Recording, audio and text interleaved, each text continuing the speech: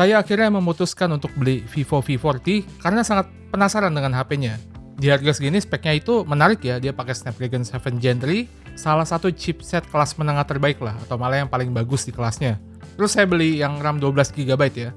Sebelum nge-review, saya coba tes performa gamingnya dulu. Saya baru sadar ternyata saya belum bikin tes gaming Snapdragon 7 Gen 3 ya. Dan gimana? Apakah Vivo V40 bisa diandalkan buat gaming?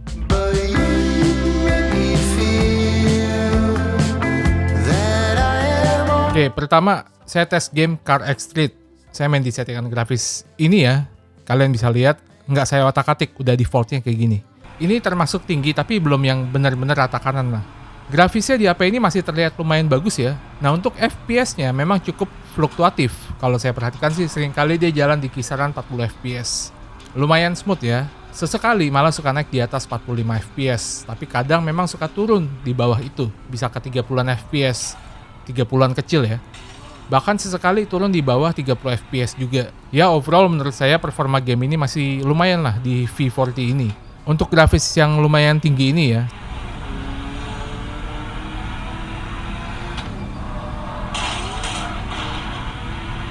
Saya main kurang lebih 15 menit, bodi HP-nya udah kerasa panas sih. Lanjut saya main Asphalt 9 yang udah berubah nama ya jadi Asphalt Unite. Saya main di grafis paling tinggi dan di sini ada pilihan 60 FPS. Pas main sih grafisnya bagus ya, terus performanya smooth juga. Dapat di 60 FPS dan stabil banget sepanjang game. Ini saya main mode multiplayer atau online ya. Game ini sih performanya mantep banget lah di HP ini. Dilahap habis lah sama V40 ya.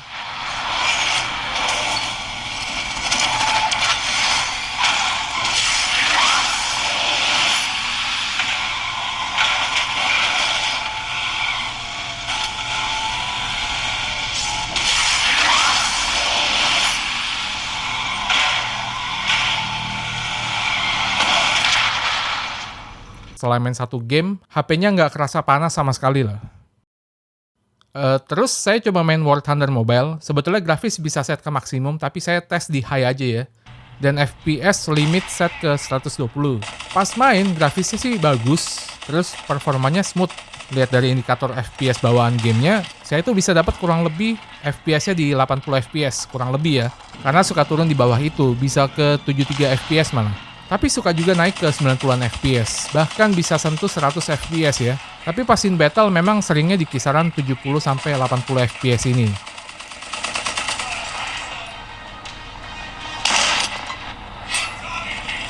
Setelah main satu game di grafis ini, suhu HP-nya cuma sedikit panas doang.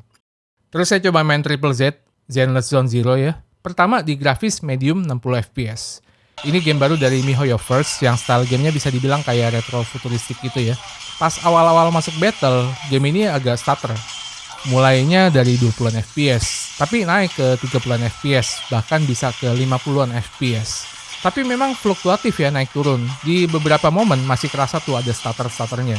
Tapi dia tuh lama-lama jadi cukup stabil di 50-an FPS ya, bahkan di atas 55 FPS. Masih suka drop, tapi lebih jarang dibandingkan pas awal-awal.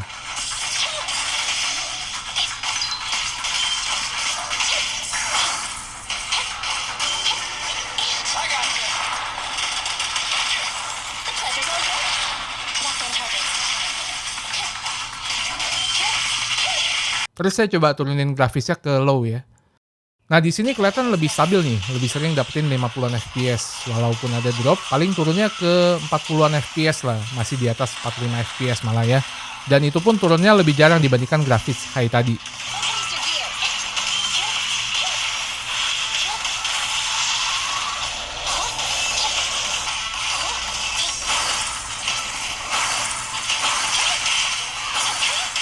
Saya main 30 menit, HP-nya itu sedikit panas doang. Next, saya main Fall Guys di grafis base atau yang paling tinggi. Buat yang belum tahu, sekarang Fall Guys ini udah ada di HP ya, di Android ataupun di iOS, iPhone. Tapi cara installnya harus lewat Epic Game Store, kalian bisa googling aja. Di situ juga ada Fortnite pastinya. Fall Guys ini performanya kerasa smooth di HP ini. Memang pas saya lihat lagi, ternyata di awal-awal tuh fluktuatif ya performanya. Antara 45 sampai 55-an FPS lah. Tapi pas main saya nggak sadar ada drop. Mungkin karena dropnya juga masih di atas 45-an FPS kali ya. Tapi beberapa momen itu stabil banget di 55 sampai 59 fps. Walau di beberapa momen sih jalannya dia turun lagi tuh ke 45 sampai 55 fps lagi. Menurut saya sih ini udah bagus performanya untuk settingan grafis tertinggi di HP kelas menengah ya.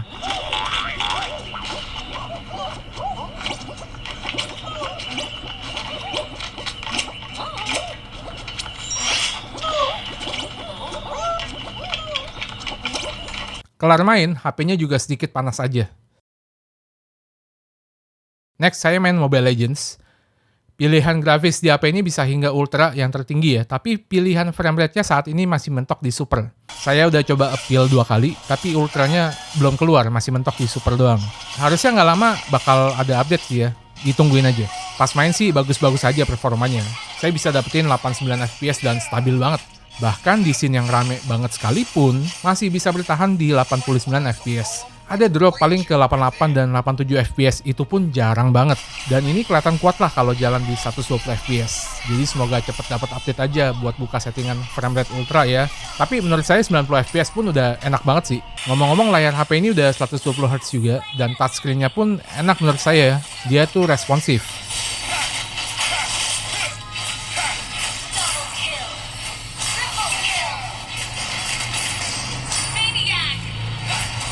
Kelar main satu game, suhu HP-nya masih adem sih. Lanjut saya main PUBG Mobile. Nah, di HP ini tuh ternyata pilihan grafisnya udah mirip sama HP di flagship yang dulu ya. Frame rate ekstrimnya nggak cuma ada di smooth, tapi bisa hingga grafis HDR. Bedanya di flagship sekarang itu ada pilihan smooth 90 dan 120 fps. Di sini belum ada, ya nggak apa-apa lah ya. Saya coba main di HDR Extreme. Yang pasti grafisnya bagus banget. Terus udah smooth ya, dan yang penting stabil banget di 59 sampai 60 fps. Saya ada nemu drop sesekali doang, itu pun ke 52 fps, masih wajar banget dan cuma sesekali ya. Yang saya suka sekarang, V40 udah pakai dual speaker. Akhirnya ya. Jadi sekarang kalau main game tanpa earphone kayak PUBG ini, saya itu masih bisa denger step musuh lah. Maksudnya bisa lebih tahu posisi musuh di mana dibandingkan kalau pakai mono speaker gitu ya.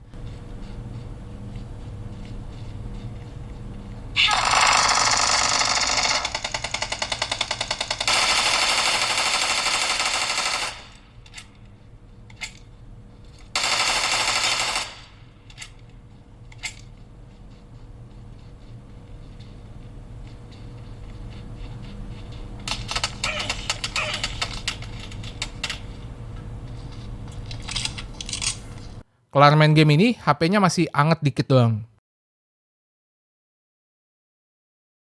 Next, saya main FC Football, game dari EA Sports ya, pengganti FIFA ya. Pilihan grafisnya bisa pilih hingga ultra. Saya main di grafis ini. Pas main sih performanya bagus banget. Dia smooth di 60 fps dan sepanjang permainan itu stabil banget. Ya udahlah, pokoknya game ini aman banget di HP ini ya.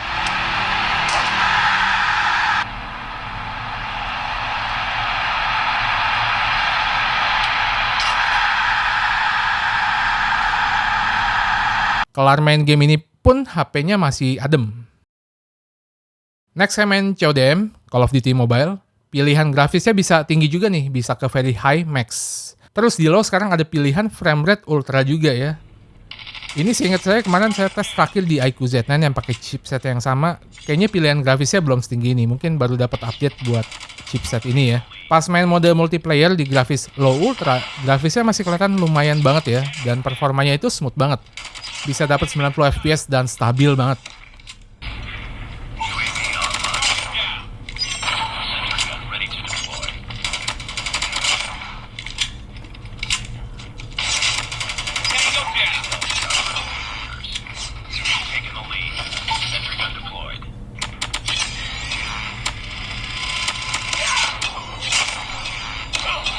Kalau main di grafis tinggi bisa dapat 60 fps dan juga stabil banget ya, tapi grafisnya lebih bagus. Ini saya main di grafis Very High Max. Overall sih CODM mantep banget lah performanya di HP ini ya.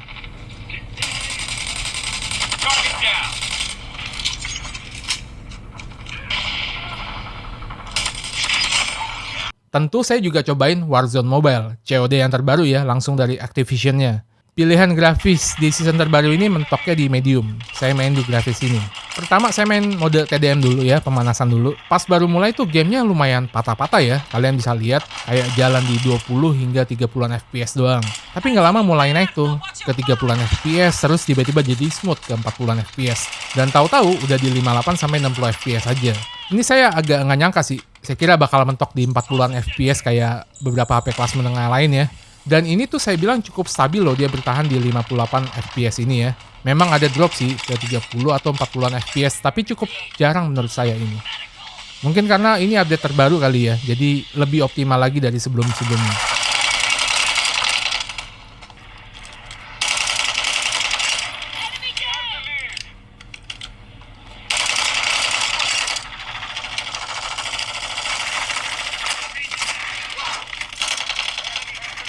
Tentu yang seru dari Warzone Mobile adalah mode Battle Royale-nya, yang gameplaynya mirip banget sama versi PC-nya. Pas awal main sih dia langsung bisa dapat 40 hingga 50-an FPS. Ya sesekali drop ke 24 FPS lah. Dan performanya sih kurang lebih masih mirip sama mode TDM tadi ya. Mungkin agak sedikit di bawahnya, tapi masih beda tipis lah. Kalau TDM tadi bisa bertahan di 58 sampai 60 FPS, di mode Battle Royale ini kisarannya itu di 54 sampai 55 FPS. Dan sering juga naik di atas itu. Dan ada drop juga sih ya, ke 25, 30, dan bahkan 40-an FPS juga ada. Tapi relatif stabil di 50-an FPS. Ya saya suka sih, menurut saya masih enak ya. Game ini tuh yang bikin Activision-nya langsung ya. Terus mereka pakai engine yang sama kayak versi PC-nya setahu saya. Di Android memang lambat laun di-improve pelan-pelan sama mereka, dan sekarang udah lumayan nih. Tinggal tunggu lebih optimal lagi aja.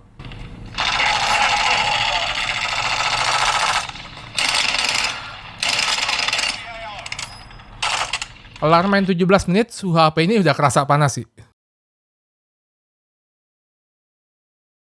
Lanjut saya main Honkai Star Rail, pertama di grafis high 60 FPS, grafisnya sih bagus ya.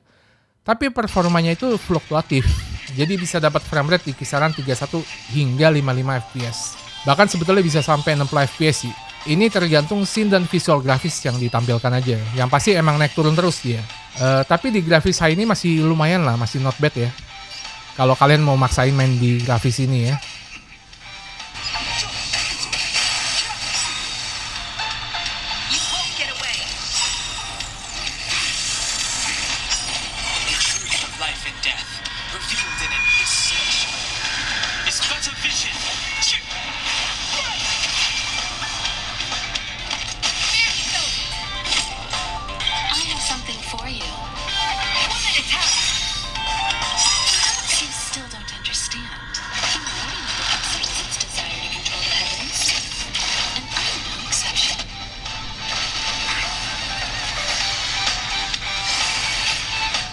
Terus saya coba main lagi di grafis medium.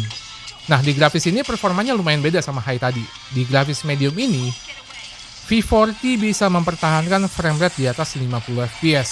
Kalaupun ada drop, paling ke 44 FPS dan itu pun terhitungnya jarang ya. Memang buat HP kelas menengah cocoknya main di grafis medium aja menurut saya. Dan di V40 ini udah terbilang bagus lah.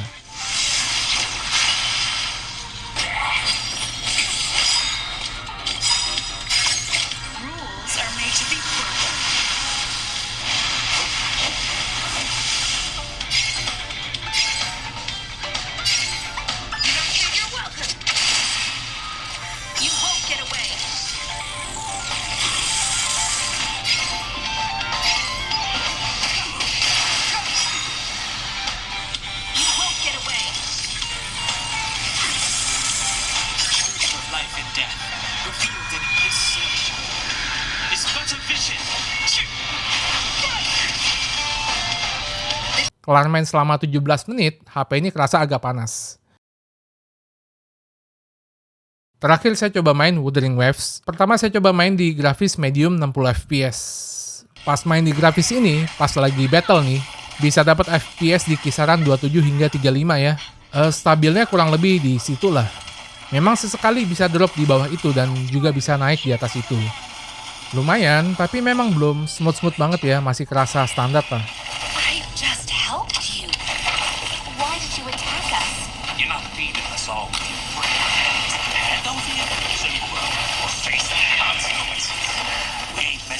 Terus saya iseng-iseng juga nih cobain di grafis advance. Saya naikin satu level ya.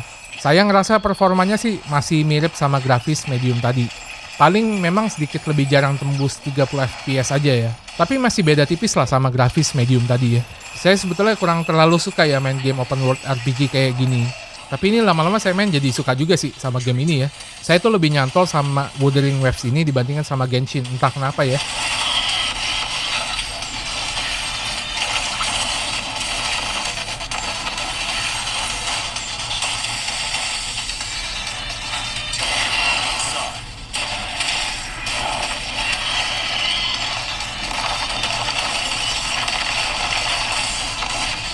Saya main game ini selama 38 menit, dan suhu HP-nya udah pasti kerasa panas. HP ini ada cooling system yang katanya besar ya. Harusnya main game lama masih aman lah. Saya sih main game terus-terusan di HP ini nggak sampai nemu overheat ya. Terus baterai HP ini besar ya, 5500 mAh di atas rata-rata. Biasanya yang lain 5000 mAh. Saya main game selama kurang lebih 3 jam 15 menit, baterai dari full tersisa 24%. Ini termasuk lumayan awet ya, lumayan banget ini. Dan di tengah-tengah itu, sebetulnya ada download file Honkai Star Rail sebesar 10 gigaan lah. Tergolong awet lah ini ya. Oke, itu dia performa gaming dari Vivo V40. Menurut saya overall mantap sih V40 ini dipakai buat gaming. Apalagi kalau diadu sama HP mid-range pesaingnya ya. Paling dia tuh kalahnya sama HP flagship killer yang pakai chipset flagship beneran aja ya. Tapi V40 ini sebetulnya masih ada keunggulan di sektor lainnya ya. Nah, gimana sektor lainnya? Dan gimana kalau saya adu dengan HP-HP pesaingnya? Nantikan aja videonya di channel kami.